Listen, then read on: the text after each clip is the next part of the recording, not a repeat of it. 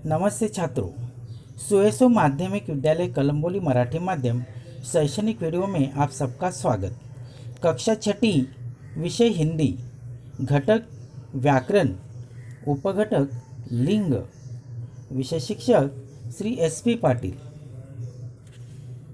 छात्रों, आज हम लिंग के बारे में जानकारी देंगे। नीचे दिए गए वाक्यों को ध्यान से पढ़ो और जो अधोरेखित संज्ञाएं, अधोरेखित शब्द दिए हैं उस पर ध्यान दो। वाक्य पहला दिया है, लड़का पुस्तक पढ़ रहा है। आगे, लड़की पुस्तक पढ़ रही है। वाक्य 2, मोर नाच रहा है, मोरनी नाच रही है। वाक्य तीसरा है, हिरन दौड़ रहा है, हिरनी दौड़ रही है। चौथा वाक्य है, माली पौधे लगा रहा है, मालिन फूल तोड़ रही है। घोड़ा दौड़ रहा है, घोड़ी दौड़ रही है।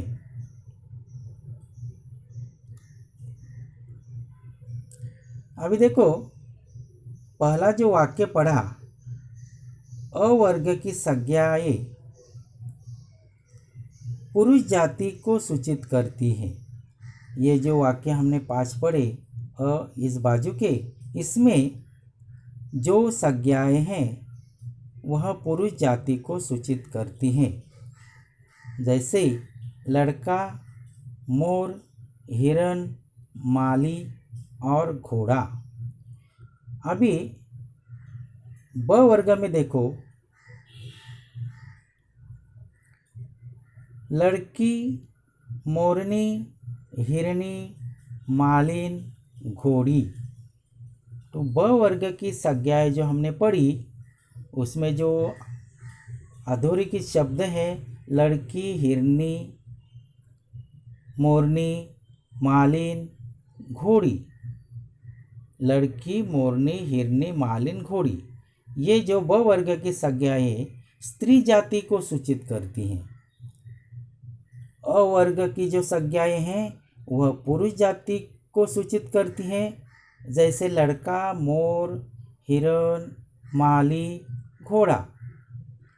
ब वर्ग की जो संज्ञाएं हैं अधोरेखित की हुई, वह है लड़की, मोरनी, हिरनी, मालिन और घोड़ी। ये क्या सूचित करती हैं? स्त्री जाति को सूचित करती हैं।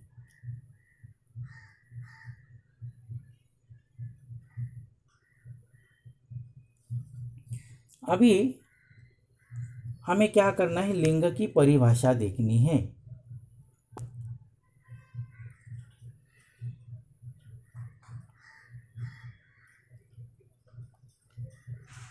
लिंग परिभाषा का मतलब है व्याख्या।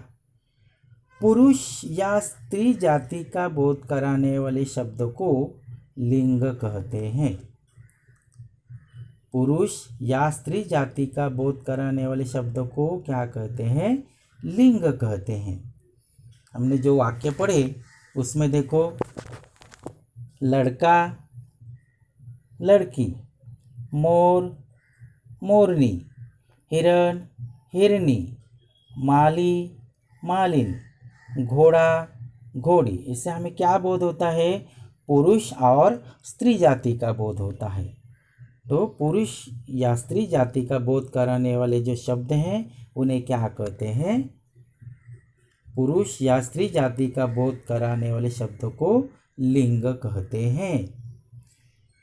लिंग के 2 प्रकार हैं। पहला, लिंग के 2 प्रकार। पहला है पुल्लिंग।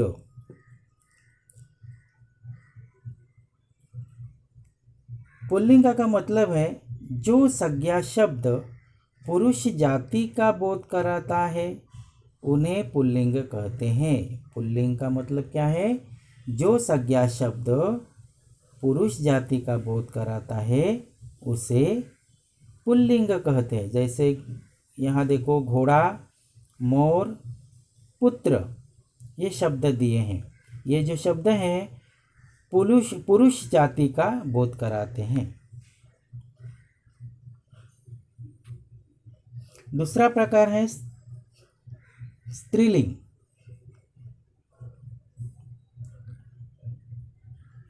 जो संज्ञा शब्द स्त्री जाति का बोध कराता है उसे स्त्रीलिंग कहते हैं।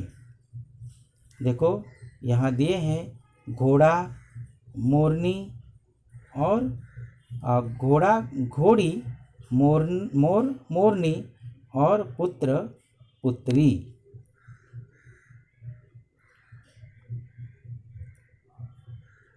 लिंग के प्रकार दो, एक पुल्लिंग और स्त्रीलिंग।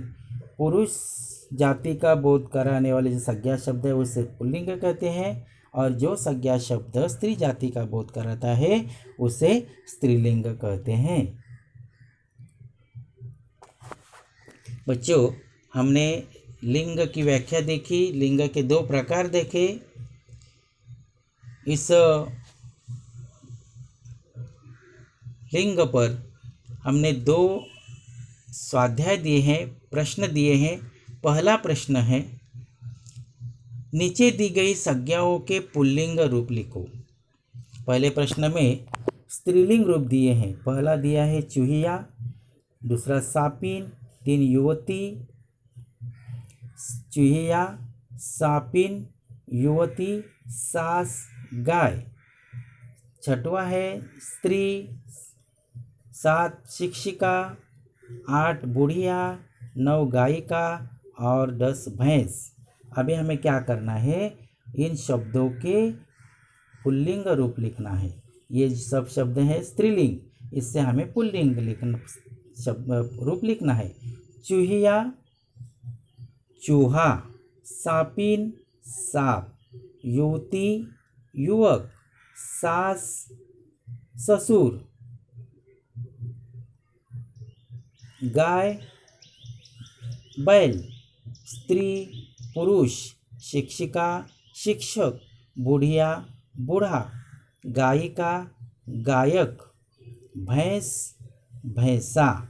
प्रश्न 2, नीचे दी गई संज्ञाओं के स्त्रीलिंग रूप लिखो। देखो प्रश्न दूसरा है, स्त्रीलिंग रूप लिखना है। यहाँ पुल्लिंग दिए हैं, हमें इन शब्दों के क्या करना है, स्त्रीलिंग रूप लिखना है। देखो पहला है बिलाव, बिल्ली, राजा, रानी, भाई, बहन, बेटा, बेटी, कबूतर, कबूतरी, पति, पत्नी, सिंह, सिंहनी, घोड़ा, घोड़ी, शिष्य, शिष्या और पिता, माता। तो इस तरह क्या करना है, इस स्वाध्याय को पूरा करना है। धन्यवाद।